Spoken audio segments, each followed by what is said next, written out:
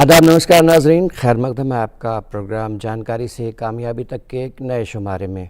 मैं हूं आपका मेज़बान मुस्तहसन रिजवी। नाजरीन, जैसा कि आप जानते हैं, इस प्रोग्राम का मकसद है आपके लिए रोज़गार के नए नए मौक़े ढूंढना, वैसे इदारों के मतलब बताना जहां आपको तालीम दी जाती है, या वैसे इंस्टीट्यूशंस, वैसे इदारों के बारे में बताना जहां आपको रोज़गार मिल सकता है। बहुत सी ऐसी जगहें हैं जिनके बारे में आप बहुत कुछ जानते होंगे, मगर कुछ ऐसे इदारे, कुछ ऐसे इंस्टीट्यूशंस भी हैं जिनके बारे में जानना ज़रूरी है।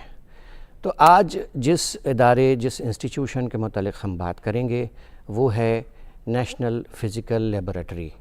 नेशनल फ़िज़िकल लेबोरेटरी अगर एक आम फहम ज़बान में बात करें तो हम क्या ख़रीदते हैं, कितना ख़रीदते हैं, उसकी मकदार कैसे तय होती है, दूरी कैसे तय होती है, वक्त का मेज़रमेंट क्या होता है, ये सारी चीज़ें हैं जो हमारी ज़िंदगी में काम आती हैं, मगर हमें शायद ये ना पता हो कि सारी चीज़ों का स्टैंडर्ड कहाँ से मेंटेन किया जाता है। जी हाँ, ये मेंटेन किया जाता है नेशनल फ़िज़िकल लेबोरेटरी से। और आज इस इदारे, इस इंस्टीट्यूशन के मतलब बात करने के लिए वहाँ के डायरेक्टर प्रोफेसर वेणुगोपाल अचंता हमारे साथ हैं। बहुत बहुत खैर मक़दम है सर आपका प्रोग्राम में। बातचीत की शुरुआत सर करें तो एक छोटा सा ओवरव्यू दे दीजिए हमारे व्यूअर्स को आपने इंस्टीट्यूशन के बारे में, और डे टू डे लाइफ में आप जो काम कर रहे हैं वो कहाँ तक उनके लिए मुफीद है, उनके लिए फ़ायदेमंद है। Please sir. ये 1947 जनवरी में ये नेशनल फ़िज़िकल लेबोरेटरी की शुरुआत हुई है। जी जी। इसका खासियत ये है कि हर देश में एक इंस्टीट्यूट होता है जो मापिकी में, माप तोल के साइंस जो है उसका उस पर जोर देता है। तो इंडिया का नेशनल मेट्रोलॉजी इंस्टीट्यूट है, वो नेशनल फ़िज़िकल लेबोरेटरी है, CSIR के अंदर है। ये 1943 में इनके बारे में बात की ज़रूरत, इंडस्ट्री जो तैयार हो रही थी उस टाइम पे, और डे टू डे जैसे आपने बताए थे, तो हमको कंज्यूमर को जब हम शॉप में जाते हैं हमको चीट ना हो, बराबर का माल हमको मिले, तो इसके बारे में कंज्यूमर को सपोर्ट करने के लिए, इंडस्ट्री को सपोर्ट करने के लिए ये इंस्टीट्यूट का शुरुआत की गई थी। तो जैसे आपने बताए थे, जब हम मार्केट में जाते हैं, क्वालिटी क्वांटिटी दोनों की बहुत ही इम्पोर्टेंस है। तो हमको चीटिंग, जब कंज्यूमर का चीट नहीं होना चाहिए, तो इसकी मतलब है कि हमको सही क्वांटिटी का चीज़ मिले, सही क्वालिटी का चीज़ मिले। तो इवेंचुअली हमको मेजर करना पड़ता है जो भी चीज़ है, अगर वो 1 किलोग्राम हो या 10 माइक्रोग्राम हो, सबका अपना अपना मानियत होती है, स्टैंडर्ड है, राइट। तो वो क्या है कि अभी हम कुछ डायमंड्स या पर्ल्स या कुछ भी चीज़ खरीद रहे हैं, महंगी चीज़, या इसके लिए हमको बहुत ही छोटी अमाउंट का क्वांटिटी मेजर करना पड़ता है, राइट। तो छोटी सी चीज़ से लेकर बड़े से बड़े चीज़ तक हमको मेजरमेंट का, मापकी का जानकारी होना चाहिए और फैसिलिटीज़ भी होना चाहिए, ताकि जो शॉपकीपर या लैबोरेटरीज़ में यूज़ कर रहे हैं उसको हम टेस्ट करें कि वो सही वैल्यू दे रहा है कि नहीं। तो वो जो प्राइमरी स्टैंडर्ड जो देश का होता है, वो नेशनल फ़िज़िकल लेबोरेटरी CSIR का लैब है, उसमें हम बना के रखते हैं और उसको मेंटेन करते हैं। जो डिफेंस का लैब हो या इसरो हो या शॉपकीपर लेवल हो, legal metrology, accredited laboratories, NABL जैसा एक्रेडिटेड लेबोरेटरीज हो, इन सब के इक्विपमेंट हमारे पास आते हैं और हम उनको कैलिब्रेट करते हैं, टेस्ट करते हैं, और कई बार हम सर्टिफाई भी करते हैं कि ये इक्विपमेंट सही है कि नहीं। तो नाजरीन, दूध और साबुन से लेके डिफेंस के सामान तक सारे कुछ का क्या मेज़रमेंट है, और उसका कैलिब्रेशन भी सर बता रहे हैं, प्रिसाइज कैलिब्रेशन, ये सारा कुछ ज़िम्मे होता है NPL के। सर, आपके और भी डिविज़न्स होंगे, जिन डिविज़न्स में और काम हो रहे होंगे, उनके मुतालिक हमारे नाज़रीन को बताइए। तो हमारे यहाँ 7 डिवीज़न्स हैं। पहला वाला डिवीज़न है, इसको फिज़िको मैकेनिकल मेट्रोलॉजी बोलते हैं। उसमें सारे फिज़िको मैकेनिकल क्वांटिटीज़, जैसे कि मास किलोग्राम हो या लेंथ हो या फोर्स हो या प्रेशर वॉल्यूम, इन सब की डेंसिटी हो, ये इन सब चीज़ों की फैसिलिटीज़ है, प्राइमरी स्टैंडर्ड्स है हमारे यहाँ। दूसरा डिवीज़न है इलेक्ट्रिकल मेट्रोलॉजी। इसमें वोल्टेज, करंट, रेसिस्टेंस इन सब की होती है, कैपेसिटेंस, इंडक्टेंस। जो इलेक्ट्रिकल मेट्रोलॉजी में जिसका भी ज़रूरत पड़ेगी वो सब इस मेट्रोलॉजी डिवीज़न में होती है। तीसरा है एनवायरमेंटल साइंसेस और बायोमेडिकल मेट्रोलॉजी। इसमें हम एक एनवायरमेंट मॉनिटरिंग इक्विपमेंट का, ग्रीन हाउस गैसेस जो बोलते हैं उनका, या बायोमेडिकल इक्विपमेंट। अभी पिछले 4 साल में हम हॉस्पिटल के इक्विपमेंट जो होते हैं उनको भी कैलिब्रेशन टेस्टिंग फैसिलिटीज़ हमने शुरू किया है। और चौथा है एडवांस मटेरियल्स का, उसमें कार्बन कंपोजिट्स और थर्मो इलेक्ट्रिक मटेरियल्स। अभी वेस्ट टू वेल्थ, अभी पाइनएप्पल पील हो या राइस हस्क हो, उससे कार्बन मटेरियल, कंपोजिट मटेरियल बना के उससे हम नए डिवाइसेस में, जैसे कि बैटरीज में या सुपर कैपेसिटर में यूज़ करके कैसे हम तरक्की कर सकते हैं। सो रिसाइकलिंग, सस्टेनेबिलिटी या सर्कुलर इकोनॉमी जो बोलते हैं, उसके लिए हम काम करते हैं। और 5वां डिवीज़न है भारतीय निर्देशक द्रव्य। इसमें चीज़ है कि बहुत सारे टाइम ये होता है कि इक्विपमेंट बहुत बड़ा हो जाता है, इसको पूरा ले आना बहुत मुश्किल हो जाता है, एक जगह से हिलाना बहुत मुश्किल हो जाता है। तो उनको कैलिब्रेट कैसे करें, उनको टेस्ट कैसे करें कि ये सही वैल्यू दे रहा है कि नहीं। इसलिए हम ये reference material, certified reference material, इनका अभी इंडिया का ब्रांड नेम है भारतीय निर्देशक द्रव्य, ये बनाते हैं। ये हॉल मार्किंग में हमको गोल्ड प्योरिटी चाहिए, तो 24 कैरेट से लेकर 14 कैरेट तक बीच में सारे, राइट, सिल्वर हो या राइस प्योरिटी टेस्ट करना है, वाटर प्योरिटी टेस्ट करना है, पेट्रोल, सीमेंट, इन सब का हम रेफरेंस मटेरियल्स बनाते हैं BND, भारतीय निर्देशक द्रव्य ब्रांड नेम के ऊपर। और 6th one is Indian standard time. इसमें हम इंडियन स्टैंडर्ड टाइम मेंटेन करते हैं और इसको लोगों तक जिसको भी चाहिए हम उनको ये पहुंचा देते हैं टाइम, राइट, फाइबर थ्रू या सैटेलाइट लिंक थ्रू, बहुत सारे तरीके हैं थ्रू हम ये टाइम डिस्क्रिमिनेट करते हैं। और 7वां है डायरेक्ट रेट। उसके अंदर एक सिंगल विंडो ऑपरेशन है हमारा, इनको हम कैलिब्रेशन फैसिलिटी बोलते हैं, CFCT बोलते हैं।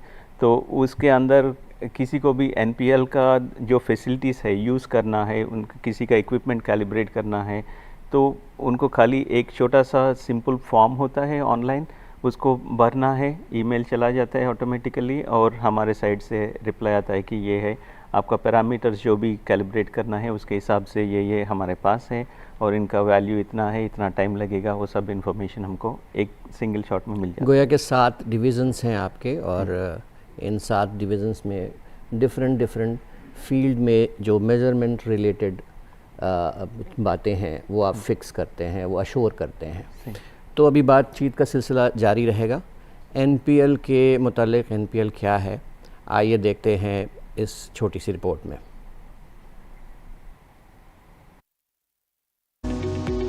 फिजिकल साइंस एक ऐसा इल्म है जो हमें कायनात के बुनियादी उसूलों को समझने में मदद देता है। इसमें मैटर, एनर्जी, टाइम और मोशन जैसे मौजूआत शामिल हैं। इसके 2 बड़े हिस्से हैं, फिजिक्स और केमिस्ट्री। इन्हीं उलूम की वजह से इंसान ने बिजली का इस्तेमाल सीखा, एटम के राज जानने में कामयाबी हासिल की और खुला तक पहुंचा।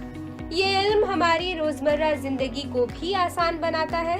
मोबाइल फोन, कंप्यूटर, इंटरनेट, तवानाई के नए जराए और मेडिकल साइंस की तरक्की सब फिजिकल साइंस और तहकीक की बदौलत है। ये इल्म सिर्फ माजी ही में फायदेमंद नहीं रहा, बल्कि मुस्तकबिल में भी नई इजादात का जरिया बनेगा।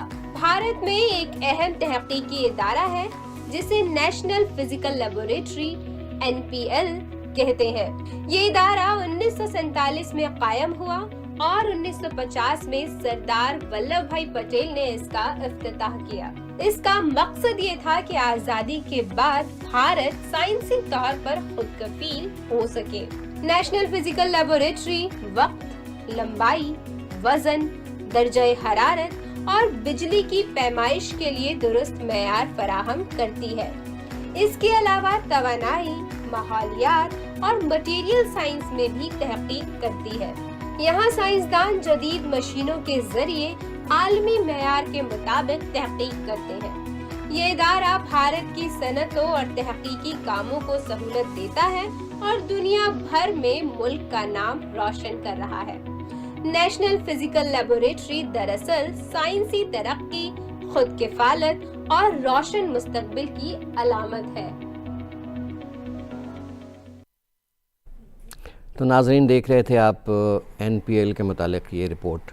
बातचीत का सिलसिला जारी है। हम रूबरू हैं प्रोफेसर वेणुगोपाल से। और सर, अगला सवाल ये कि हाई लेवल टेस्टिंग की बात करते हैं, कैलिब्रेशन, सर्टिफिकेशन की बात करते हैं, ये क्या है, ज़रा तफसील से बताइए। तो जैसे मैंने बताया था, हर एक कंट्री का एक इंस्टीट्यूट होता है जो मापतोल के इसमें मापिकी में एक उनका स्पेशलिटी है। तो ये इंस्टीट्यूट जो है ये ब्रिज जैसा काम करता है। एक काम है हमारा, जैसे मैंने बताया था, शॉपकीपर लेवल तक, लीगल मेट्रोलॉजी हो या NABL एक्रेडिटेड लैबोरेटरीज हो या शॉपकीपर डायरेक्टली आएंगे, स्ट्रेटेजिक सेक्टर्स आएंगे, उन सब को उनका इक्विपमेंट ठीक से काम कर रहा है कि नहीं, वो वैल्यू ठीक से काम कर रहा है कि नहीं। ऑटोमोबाइल इंडस्ट्री है, या जैसे एग्जांपल्स देते हैं बहुत सारे कि फॉर एग्जांपल एरोप्लेन जा रहा है, उसमें फाइटर जेट्स में बहुत सारे एक्सीडेंट्स होता है। उसमें वो नोज़ल जो होता है, नोज़ल कुछ 100 माइक्रोन का ऐसा कुछ होता है, तो वो सही है कि नहीं, वो थोड़ा इधर उधर हो गया तो वो जेट जो आता है उसमें फ्लक्चुएशन आ जाएगा, तो टर्बुलेंस होगा। तो इसलिए ऐसी चीज़ जो है ऑटोमोबाइल में भी सेम है। तो इनके लिए बहुत ही प्रिसाइज डायमेंशंस की ज़रूरत पड़ती है। वो जो टूल्स हम यूज़ कर रहे हैं, जो मशीनिंग टूल्स हम यूज़ कर रहे हैं, वो बनाने के लिए, इक्विपमेंट बनाने के लिए वो सही दे रहा है कि नहीं। नहीं तो इसी तरह का कुछ हेल्थ केयर इंडस्ट्री में भी होता है। हेल्थ केयर में भी है, जो हॉस्पिटल्स में इक्विपमेंट्स जो है वो सही दे रहे हैं कि नहीं। हम देखें कि इंक्यूबेटर्स, तो माल फंक्शनिंग की वजह से बच्चे जल गए थे, बहुत बुरी कहानी सुने थे हम। तो इन सब की कैलिब्रेशन करना बहुत ज़रूरी होता है कि वो सही वैल्यूज़ दे रहा है कि नहीं, सही काम कर रहा है कि नहीं, तो हम करते हैं। और दूसरा ये है कि हमारा एक्सपोर्ट्स जो है, तो उनको दुनिया भर का वैलिडिटी, एक्सेप्टेंस देने के लिए हमको किसी की सर्टिफिकेशन की ज़रूरत पड़ती है कि हाँ, ये सही वैल्यू है, सही क्वालिटी का है। तो उसके लिए हम क्या करते हैं, जो भी प्राइमरी स्टैंडर्ड हम बना के रखते हैं NPL में, इसको हम इंटर कंपेयर करते हैं बाकी दुनिया के बाकी मेट्रोलॉजी इंस्टीट्यूट के साथ। तो इसकी वजह से क्या होता है, जब हम बोलते हैं कि हम 1 ओम वैल्यू मेजर किया है और इसमें इतने सारे पार्ट्स पर बिलियन, 10⁻⁹ एक्यूरेसी से हम मेजर कर रहे हैं, जब हम कंपेयर करते हैं जो वैल्यू हम दे रहे हैं वो बाकी लोग, बाकी देश भी एक्सेप्ट करते हैं। जी जी। तो एक्सपोर्ट में अभी फूड का एक्सपोर्ट है, जो भी फ्रूट्स ये सब वेजिटेबल्स एक्सपोर्ट होता है वो सब रेडिएशन ट्रीटमेंट होती है, लेकिन डोसेज की बहुत ध्यान देना पड़ता है, डोज वैल्यू सही है कि नहीं, और 200 मीटर जो होता है उसका कैलिब्रेशन करना पड़ता है। तो वो सब हम करते हैं कि वो वैल्यू सही है। तो एक्सपोर्ट्स इंपोर्ट्स में क्वालिटी हमको मिल रहा है कि नहीं, टॉयस में लेड है, राइट, कौन उसको सही है कि नहीं, वो कौन मेजर करेगा, कौन से इक्विपमेंट से हम मेजर कर रहे हैं। तो ऐसी चीज़ हमारे यहाँ से वो ट्रेसेबिलिटी जो बोलते हैं वो हम प्रोवाइड करते हैं, शॉपकीपर लेवल से लेकर बाकी दुनिया भर एक्सेप्टेंस के लिए। सर, ये तो बात हो गई इंडस्ट्री की या गवर्नमेंट एजेंसीज़ की या हेल्थ केयर की। इन्वायरमेंट के लेवल पे क्या क्या होता है? एनवायरनमेंट में अभी एशिया का ओनली सर्टिफिकेशन फैसिलिटी हमारे पास है अभी। जी, मैं यही जानना चाह रहा था सर। जी, तो ये बाकी पूरे एनवायरनमेंट मॉनिटरिंग इक्विपमेंट जो पार्टिकुलेट मैटर बोलते हैं, PM 2.5, PM 10, ऐसे चीज़, या गैस सेंसर्स हो, या इन सब का हम कैलिब्रेशन कर सकते हैं और सर्टिफिकेशन भी कर सकते हैं। तो इसमें बहुत ही ज़रूरी सवाल आपने पूछा है, क्योंकि जो भी इक्विपमेंट हम अभी इंपोर्ट कर रहे हैं वो सब वेस्टर्न वर्ल्ड के लिए, उनके क्लाइमेटिक कंडीशंस के लिए, उनके हिसाब से बनाया गया है। हमारे यहाँ टेम्परेचर फ्लक्चुएशन ज़्यादा है, या ह्यूमिडिटी ज़्यादा है, या डस्ट लेवल ज़्यादा है, यहाँ पे सही काम कर रहे कि नहीं, हमारे एटमॉस्फेयर, हमारे एनवायरनमेंट में, उनको टेस्ट और सर्टिफाई करने की बहुत बहुत ज़रूरी है। और ये फैसिलिटी अभी एशिया का फर्स्ट फैसिलिटी है हमारे पास अभी इंडिया में मौजूद है। हाँ, ये बहुत बड़ी बात है कि NPL का ये काम एशिया में अकेला है और बहुत से मुल्क को इसकी ज़रूरत है, और ये बड़ी खुशकिस्मती की बात है कि इसमें हम नंबर 1 हैं। और अगला सवाल ये सर कि बात होती है टाइम एंड फ्रीक्वेंसी स्टैंडर्ड्स की, हम बात करते हैं नेविगेशन की, टेलीकम्युनिकेशन की, यहाँ NPL का क्या रोल है सर? अभी पुराने हिस्टोरिकली बोले तो ऑल इंडिया रेडियो में न्यूज़ के पहले 6 बीप आते थे, राइट? वो बीप्स NPL से आते थे 1958 से लेकर, राइट?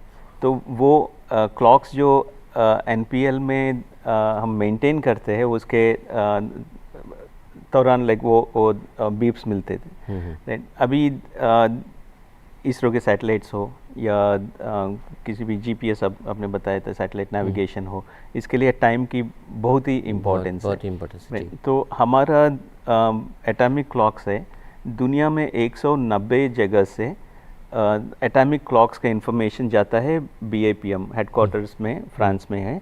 तो वो मापतोल का पूरा हेडक्वार्टर्स वहाँ पर है, उसमें 190 जगह से इंफॉर्मेशन जाता है हर 15 सेकेंड में, और उससे इंटरनेशनल एटॉमिक टाइम कैलकुलेट करते हैं। उसमें से इंडिया का योगदान है 5वां, right? 5th best weightage in calculating international atomic time, TAI बोलते हैं। उसमें इंडिया का, हमारा NPL का कंट्रीब्यूशन है 5th बेस्ट, राइट? तो हम 2 नैनोसेकेंड, राइट, के एक्यूरेसी से, अनसर्टेनिटी से हम टाइम दे सकते हैं अभी देश में। अच्छा सर, रिसर्च का भी काम होता है, एडवांस्ड रिसर्च जिसको कहते हैं, इसके मतलब कुछ बताइए। एक तो कि आप रिसर्च सारा कुछ तो पैरामीटर्स तो बनाते ही हैं, और मेट्रोलॉजी के अलावा जो रिसर्च का काम है उस पर कुछ रोशनी डालिए सर। पहली चीज़ है कि metrology is a continuous process, ऐसा नहीं कि एक बना दिया और उससे हमारा काम चल जाएगा। जी। उसको रिफाइन करते करते जाना पड़ता है। तो 1/3 ऑफ आवर वर्क और हाफ ऑफ आवर वर्क वो इसी में चलता है कि और बेहतरीन कैसे बनाए ये मेजरमेंट टेक्निक को या ये इक्विपमेंट को। वो एक रिसर्च होता है हमारे यहाँ। दूसरा होता है एडवांस मटेरियल के ऊपर, कार्बन कंपोजिट्स है, जैसे कि अग्नि मिसाइल का कोन है, वो स्पेशल कार्बन मटेरियल है, वो NPL में बना था और DRDO को ट्रांसफ़र हुई थी। जो हम स्पोर्ट्स यूटिलिटी, स्पोर्ट्स इक्विपमेंट जो है उनके लिए बनाते हैं, और कार्बन मटेरियल जो है batteries, thermo electric, super capacitors, ये सब इनके लिए भी हम बनाते हैं, right? Thermo electrics is another area, super conductivity, semi conductors, सारे जनरेशन के पेरोस्केट्स तक सब हम सिलिकॉन से लेकर पेरोस्केट नया जनरेशन जो भी है, 2D मटेरियल्स पे, इन सब पे हमारे यहाँ रिसर्च होती है। पिगमेंट्स जो है, सिक्योरिटी पिगमेंट्स, जी बहुत सारा हम अभी इंपोर्ट कर रहे हैं, लेकिन हमारे पास अभी टेक्नोलॉजी है जो सिक्योरिटी नोट्स में या करेंसी नोट्स में या स्टैम्प पेपर्स में, पासपोर्ट्स में यूज़ करने के लिए वो भी हमारे पास वो टेक्नोलॉजी है अभी। तो और तीसरा है कि एनवायरमेंटल साइंसेस में जी, तो उसमें भी आइनोस्फेरिक मॉडलिंग, जब सैटेलाइट लॉन्च होती है या एरोप्लेन्स जा रहा है या मिसाइल्स जा रहे हैं, उनके लिए हमको आइनोस्फेरिक का मॉडलिंग की बहुत ज़रूरत है। तो हम वो भी उसके ऊपर भी कंटिन्यूसली मॉनिटर करते हैं। ऑन कैंपस इक्विपमेंट है जिनसे हम मापते रहते हैं और उससे मॉडलिंग भी करते हैं। अच्छा सर, ये इलेक्ट्रिकल और इलेक्ट्रॉनिक स्टैंडर्ड्स क्या क्या होते हैं सर? तो हमारे यहाँ वोल्टेज, करंट, रेसिस्टेंस और कंडक्टेंस, कैपेसिटेंस, इंडक्टर्स, ये सब का हम कैलिब्रेट कर सकते हैं इक्विपमेंट। जो भी इसके साथ जो भी इक्विपमेंट आता है, जैसे वोल्ट मीटर हो या एम मीटर हो, ये भी हम कैलिब्रेट करते हैं। और एक है कि PMU एक चीज़ है, ये फेज़र मेजरमेंट यूनिट, ये एक इम्पॉर्टेंट चीज़ है क्योंकि इलेक्ट्रिसिटी ग्रिड में हज़ारों PMU यूनिट्स अभी लगाया गया है जी। तो उसमें से क्या है कि वोल्टेज, करंट और फेज़ और टाइम इंफॉर्मेशन, तो कहीं पे भी कुछ ज़्यादा सर्ज है या कम कैपेसिटी है, उससे पूरा नेटवर्क में गड़बड़ हो सकता है। तो उसको मॉनिटर करने के लिए हमारा ये PMUs लगाया गया है। ये PMU का कैलिब्रेशन भी हमारे पास है। अभी जो भी बन रहा है या जो भी लगा हुआ है, इनको कैलिब्रेट करना, टेस्टिंग करने के लिए भी फैसिलिटीज़ हमारे पास है अभी। सर हेल्थ केयर की फील्ड में अगर कहें जैसे मेडिसिन वगैरह बनती हैं, उनकी जो मेजरमेंट होता है, अमाउंट जो उनके केमिकल्स होते हैं, ये भी आपके ज़रिए होता है?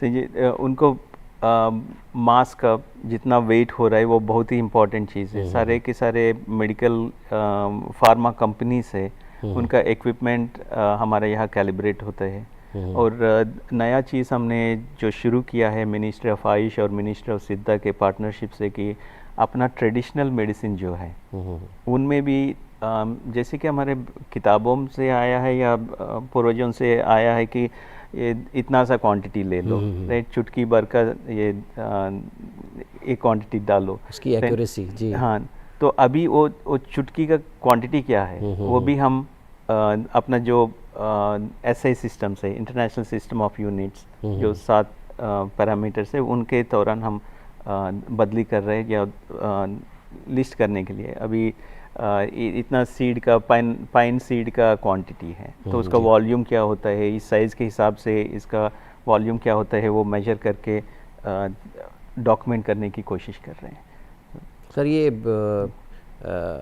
लेज़र और क्या कहते हैं, ऑप्टिक्स, ऑप्टोमेट्री या क्या कहते हैं, उस फील्ड में भी काफ़ी रिसर्च NPL के थ्रू हो रहा है। सही जी। तो उस पर कुछ बताइए सर, रोशनी डालिए हमारे नाजरीन को। तो लेज़र का 2 जगह पे होता है, ऑप्टिक्स और फोटोनिक्स। इसमें एक तो ऑप्टिकल रेडिएशन मेट्रोलॉजी जो बोलते हैं, उसमें LED लैम्प से जी, राइट, जो बन रहा है वो सही क्वालिटी है कि नहीं। कभी ब्लू या UV ज़्यादा है तो हार्मफुल है, राइट। तो वो कैरेक्टराइज करना पड़ता है, कौन सा कलर्स आ रहा है उसमें से, वाइट लाइट में कौन सा कलर्स है, राइट, कितने क्वांटिटी का है, और इंटेंसिटी जो आ रहा है, और एंगल सही आ रहा है कि नहीं, ये सब हम हमारे यहाँ मेजर कर सकते हैं। वो सब सारे फैसिलिटीज़ हमारे पास है। और दूसरी चीज़ है कि लेज़र को हम लेंथ में भी यूज़ करते हैं। जो अभी लेंथ का मीटर पट्टी है वो पुराना ज़माना का हो गया है, राइट। उसमें अनसर्टेनिटी ज़्यादा होता है, मेजर करना है तो 100-200 माइक्रोन का एरर आ जाता है, राइट।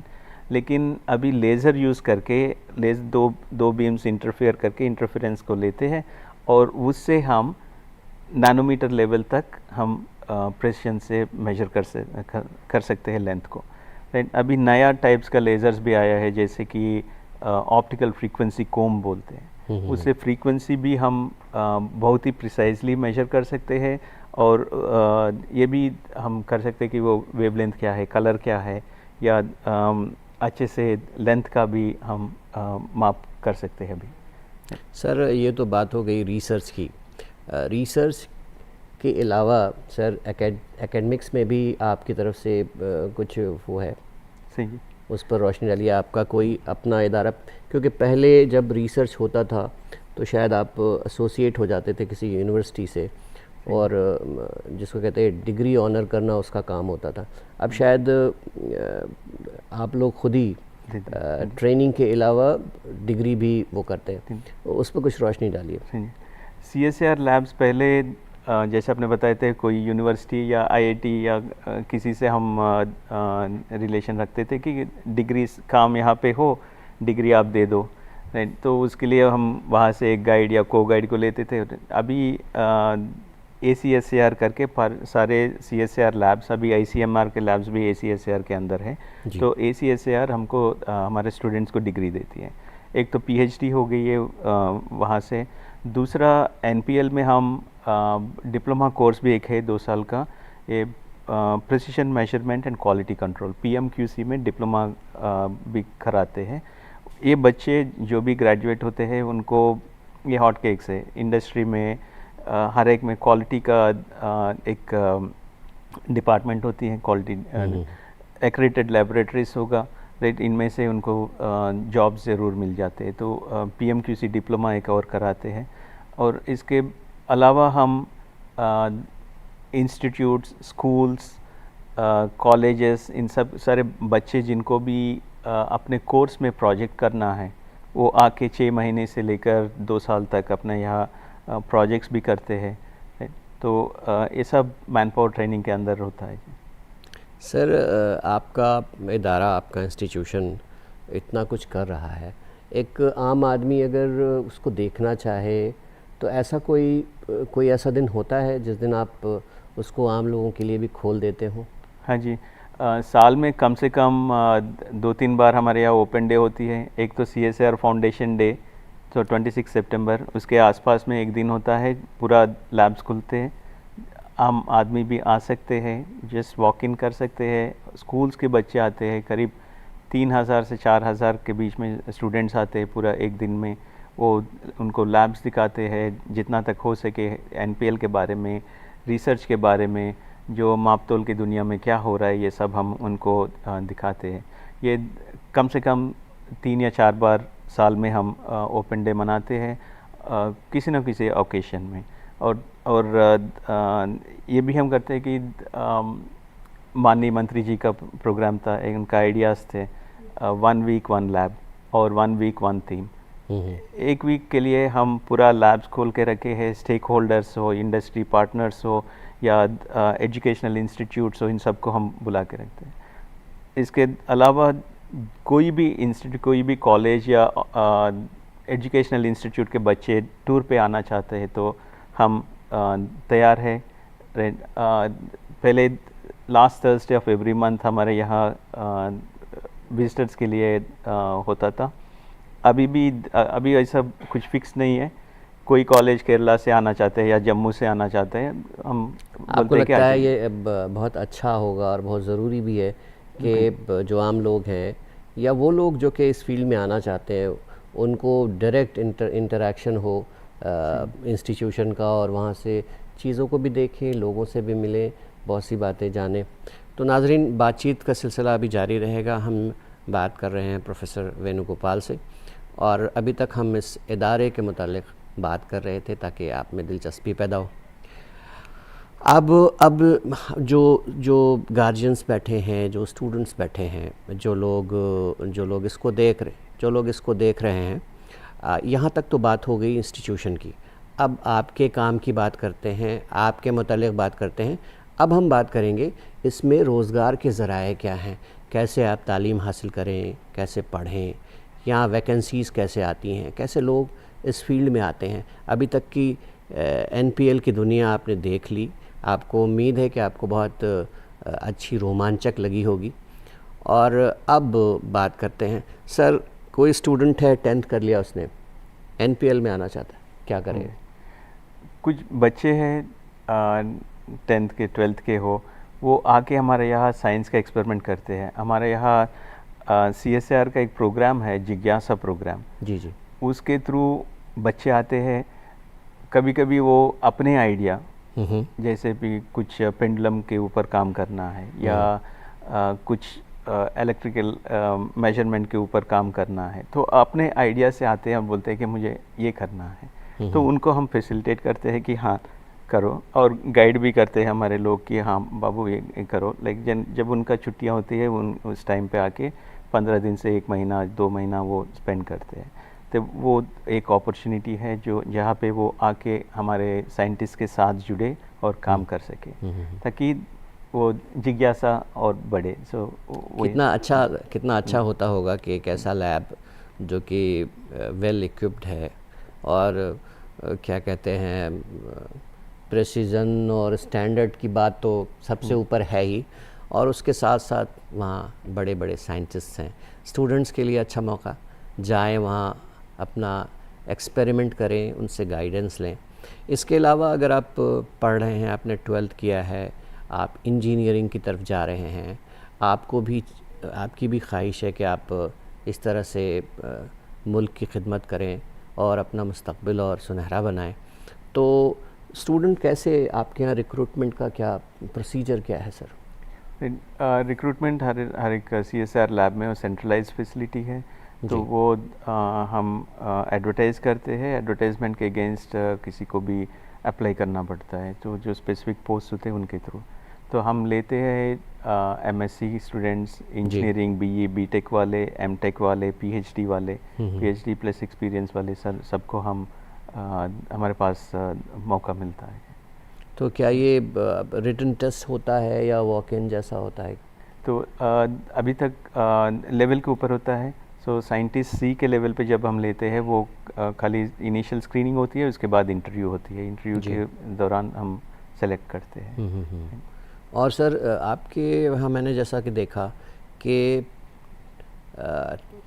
10th के बाद अगर कोई ITI वाला होता है, आपके यहाँ टेक्नीशियंस के भी पोजीशंस होते हैं? हाँ जी, हमारे पास उसके मतलब भी बताइए। हमारे पास टेक्निकल असिस्टेंट्स होते हैं, डिप्लोमा लेवल के हम लेते हैं, और टेक्निकल ऑफिसर्स होते हैं, वो BE बीटेक वाले होते हैं, एमटेक भी हो सकता है, और उसके बाद साइंटिस्ट भी होते हैं। तीनों लेवल के डिप्लोमा से लेकर साइंटिस्ट PhD लेवल तक हम लेते हैं। टेक्निकल स्ट्रीम एक है, टेक्निकल असिस्टेंट और टेक्निकल ऑफिसर, और एक साइंटिस्ट लेवल का है। अच्छा सर, अब ये सवाल उठता है कि स्किल इंडिया की बात होती है, ह्यूमन रिसोर्स डेवलपमेंट की बात होती है, इस तरफ, इस रास्ते में आपका NPL का क्या कंट्रीब्यूशन है? तो स्किल इंडिया इनिशिएटिव एक है गवर्नमेंट की तरफ से। ये बहुत ही महत्वपूर्ण चीज़ है और वेरी इंपॉर्टेंट थिंग हमारे सब के लिए। तो मैन पावर ट्रेनिंग के लिए हम साल में कम से कम 200 प्रोग्राम्स कंडक्ट करते हैं। ये 2 दिन से लेकर 2 हफ्ते तक चलते हैं, और इसमें सारे कॉलेज स्टूडेंट्स आते हैं, BSc MSc स्टूडेंट्स, इंडस्ट्री के लोग आते हैं, या प्रोजेक्ट स्टूडेंट्स आते हैं। इन सबको हम स्पेसिफिक एरियाज़ पे मेट्रोलॉजी या रिसर्च एरियाज़ में हम उनको ट्रेनिंग देते हैं। तो ये एक है, और जैसे मैंने बताया था diploma in PMQC, that is another program where Skill India is we are actively involved in. Sir ये तो बात हो गई एजुकेशन और रिक्रूटमेंट की।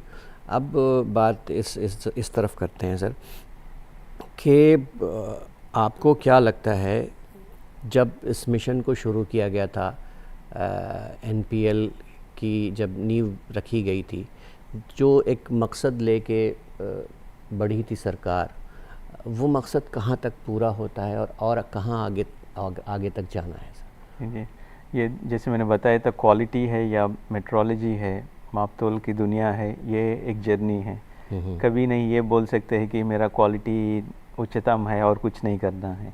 ये क्वालिटी भी बढ़ना चाहिए, उसके हिसाब से मेजरमेंट्स भी, टेस्टिंग, कैलिब्रेशन भी, सर्टिफिकेशन भी बढ़ना चाहिए। तो ये कंटिन्यूस जर्नी है हमारे लिए। अभी आगे बढ़कर अभी नया एरियाज़ जिन पे हम काम कर रहे हैं वो क्वांटम मेट्रोलॉजी है। ये जो SI यूनिट, 7 SI यूनिट्स है, उनका भी पहले वेट या प्रोटोटाइप्स होते थे, पट्टी है, मीटर पट्टी है, या 1 kg का एक बाट है। हाँ, तो अभी वो दुनिया चला गया है। तो 2019 से अभी नया डेफिनेशंस आया है। हमको किलोग्राम मेजर करना है, तो हम ये 2 पैन बैलेंस में 1 किलोग्राम का रखे और ऊपर नीचे ऐड और सब्ट्रैक्ट क्वांटिटी करके कर रहे हैं, वो चला गया है। अभी हम प्लैंक कांस्टेंट मेजर करते हैं। यूनिवर्सल कांस्टेंट्स जो बोलते हैं, जैसे वेलोसिटी ऑफ लाइट हो या बोल्ट्जमैन कांस्टेंट हो, उसको जितना अच्छा हो सके उतना अच्छा हम उसको मेजर करें, ताकि 7 SI यूनिट्स हम उतना अच्छा मेजर कर सके। तो ये क्वांटम मेट्रोलॉजी है। और दूसरी चीज़ है कि क्वांटम टेक्नोलॉजीज़ बढ़ रहा है, तो उसके हिसाब से हमको मेट्रोलॉजी फॉर क्वांटम टेक्नोलॉजीज़, जो मापतोल हम क्वांटम टेक्नोलॉजीज़ के लिए बना रहे, वो भी एक बड़ी इम्पॉर्टेंट एरिया है। फ्यूचर जाकर डिजिटल ट्रांसफॉर्मेशन हो रही है, राइट। उसके हिसाब से डिजिटल मेट्रोलॉजी हमको पूरा ऑटोमेट करना है, किसी का ह्यूमन इंटरवेंशन ना होकर, राइट। उसको हम कई बार हमको मेजरमेंट करने की भी ज़रूरत न पड़े। क्या हम ऐसे बना सके कि डिजिटल ट्विन जो बोलते हैं वो हम बना सके, क्या सॉफ्टवेयर में जो मॉडल बना के उससे हम मेजरमेंट कर सके और उसको हम एक्चुअल मेजरमेंट से कंपेयर करें, और वैल्यूज़ कैसे आ रहे, क्या वो सब भी हम स्टडी कर सकते हैं। डिजिटल टेक्नोलॉजी के साथ हैंड इन हैंड एकदम प्रेसिजन का और भी इनोवेशन की बात करते हैं ना सर, सही। रिसर्च के बाद इनोवेशन का नंबर आता सही है जी, सही। और इनोवेशन से ही तरक्की है, इनोवेशन से ही आगे आगे बढ़ते हैं। बहुत बड़ा कंट्रीब्यूशन एनपीएल का है इसमें। सर ये जो लेबोरेटरीज़ हैं सीएसआईआर के दायरे में, इनके कंट्रीब्यूशन से इंडस्ट्री को या के कॉमर्स को और गवर्नमेंट एजेंसीज़ हैं, हेल्थ केयर है, इन सब को जो फ़ायदे मिल रहे हैं, कितना कुछ और करने की ज़रूरत है? मतलब एक तो कि बहुत बड़ी फील्ड है सर, तो और हेल्थ केयर में भी कुछ ना कुछ हो रहा होगा, तो और आपके और भी सब्सिडियरीज़ हैं जो इसमें काम करती हैं? नहीं जी, हम एनपीएल एक ही इंस्टीट्यूट है, लेकिन अभी डिजिग्नेटेड इंस्टीट्यूट बोलते हैं। जी जी। जैसे कि अणुशक्ति का है तो बीएआरसी है, तो वो एक डिजिग्नेटेड इंस्टीट्यूट है जो जिसके पास सारे अणुशक्ति के रिलेटेड मेजरमेंट कैपेबिलिटीज़ है। वो इंडिया का डिजिग्नेटेड इंस्टीट्यूट है। दूसरा national institute of ocean technology है चेन्नई में, अंडर वाटर एक्वास्टिक्स का, उसमें उनके पास बहुत अच्छे फैसिलिटीज़ है, वो एक डिजिग्नेटेड इंस्टीट्यूट है। ये एक रूट है जहाँ पर हम आइडेंटिफाई करते हैं कि जिनके पास बहुत ही एकदम नंबर 1 फैसिलिटीज़ है, टेक्नोलॉजी है, टेक्निक्स है, उनको हम बनाते हैं कि ये डिजिग्नेटेड इंस्टीट्यूट, ताकि इंडिया का स्कोप बढ़े ग्लोबल स्टैंडिंग में। अब एक सवाल ये आता है सर कि जो मेज़रमेंट होता है, आपने तो स्टैंडर्ड बना के दे दिए, अब उसका फिर उसको लागू कौन करवाता है, या कि वो चीज़ें ठीक से लागू हो रही हैं कि नहीं, ये इसकी मॉनिटरिंग भी करते हैं आप क्या?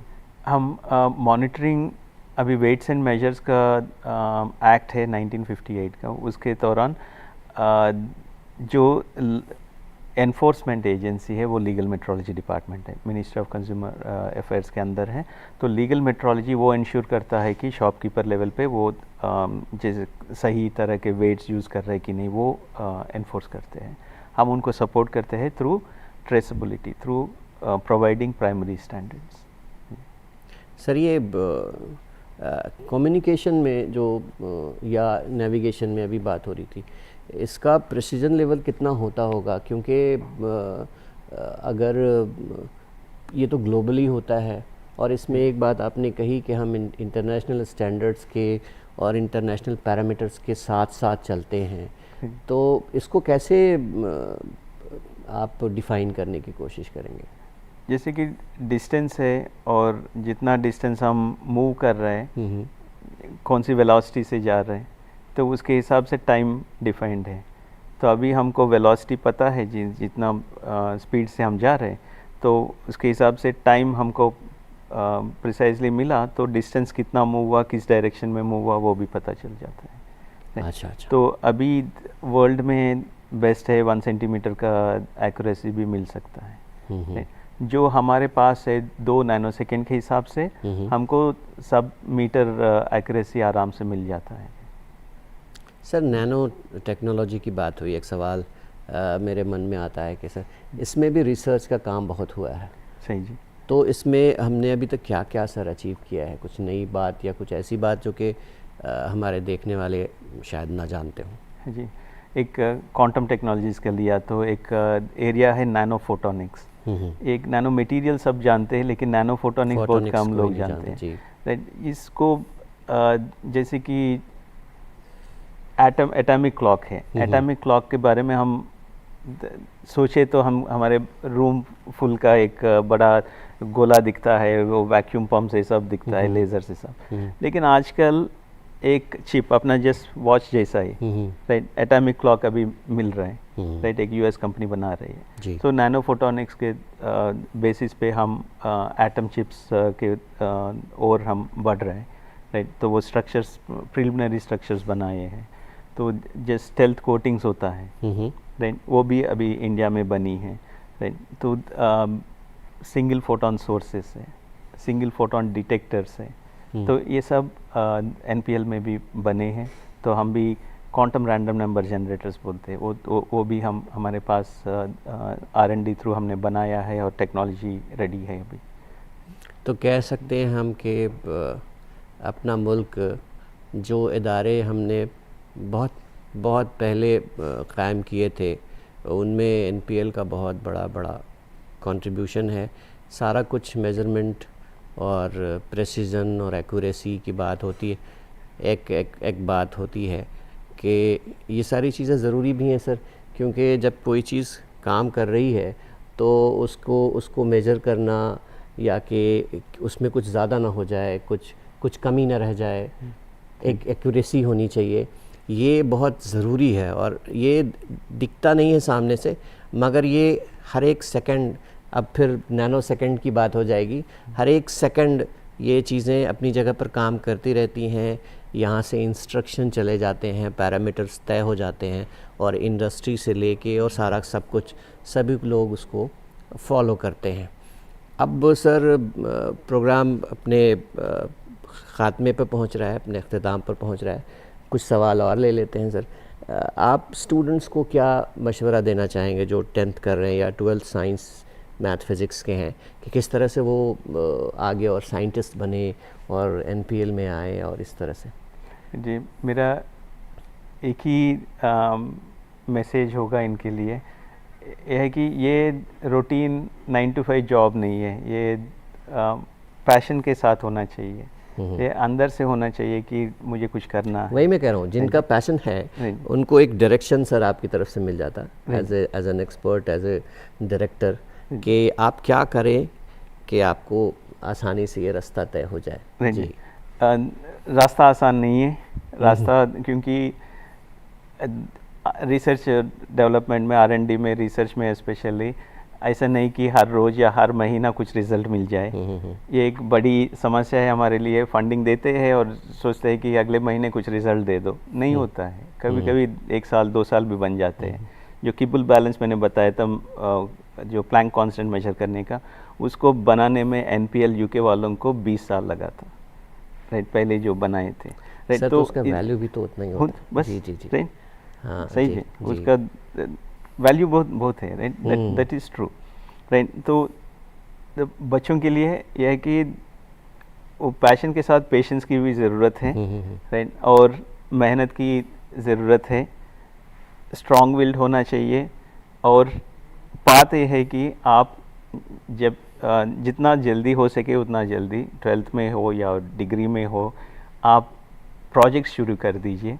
आप आके लैब में, NPL आने की ज़रूरत नहीं है, NPL की जगह आपके आसपास में लैब्स होंगे, IITs है, NITs है, राइट, बहुत बढ़िया यूनिवर्सिटीज़ है, इसमें फैसिलिटीज़ है, प्रोफेसर्स जो प्रोजेक्ट्स देते हैं उनके साथ काम करना शुरू कर दीजिए, राइट। एक्सपेरिमेंटल स्किल्स बढ़ाइए और उसके साथ साथ आपको इंटरेस्ट भी बढ़ेगा स्पेसिफिक एरिया में, और उनके बारे में आप सोचते रहिए और आगे बढ़िए, राइट। बट लेकिन पहला स्टेप है कि आप जो फैसिलिटीज़ है यूनिवर्सिटीज़ में, इंस्टीट्यूट्स में, उनको यूज़ कीजिए, आप प्रोजेक्ट शुरू कर दीजिए, काम कीजिए, और उसके बाद उसको दिखा के आप आगे भी बढ़ सकते हैं। तो डॉक्टर वेणुगोपाल, बहुत बहुत शुक्रिया, आपने बहुत कीमती वक्त प्रोफेसर साहब हमें दिया।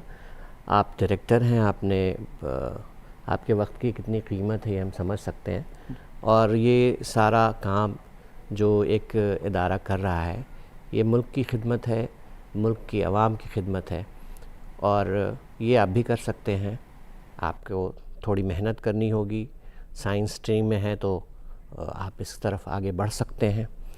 देखिए दोस्तों, काम बहुत अलग अलग तरह के होते हैं। बहुत सी चीज़ों के बारे में हमें पता भी नहीं होता कि ये भी होता है और ये भी होता है, मगर इस प्रोग्राम का मकसद ये है कि हम खोज के निकालें, वैसे शोबों को खोज कर निकालें जो शायद आपकी पहुंच से दूर हैं, और उनके बारे में ढेर सारी मालूमात इन जैसे सीनियर लोगों को यहाँ बिठा के, यहाँ दावत दे के, यहाँ बुला के आप तक पहुँचाएँ। बहुत अच्छा लगा सर, बहुत अच्छी, बहुत इल्मी बातचीत हुई। बहुत बहुत शुक्रिया एक बार फिर से। तो ये था जानकारी से कामयाबी तक का शुमारा।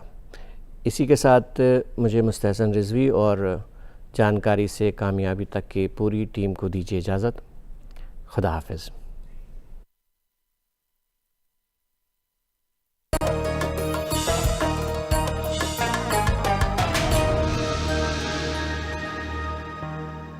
आपके इस लक्ष्य की वजह से अगर मेरे